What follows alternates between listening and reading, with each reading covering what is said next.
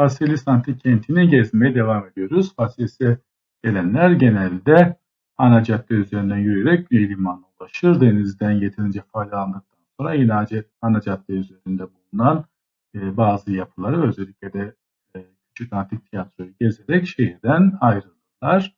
Ve fark etmedikleri Güney Limanı'nın hemen doğu tarafında bulunan bir agoranın da yanı başından geçerler.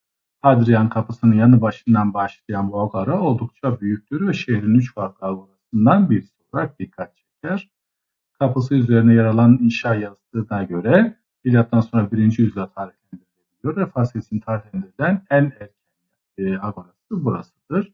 Domitian Agorası'nın yapısının üzerinde yazan yazıda tanrısal Vespasianus'un oğlu Pontifex Maximus 13 kere Tribunica Potestas, 22 kere imparator, 16 kere konsül olan süresiz sensör, vatanın babası İmparator Caesar Domitianus Augustus'a atılmıştır yazısı parçalanmış olarak da olsa görülebilmekte.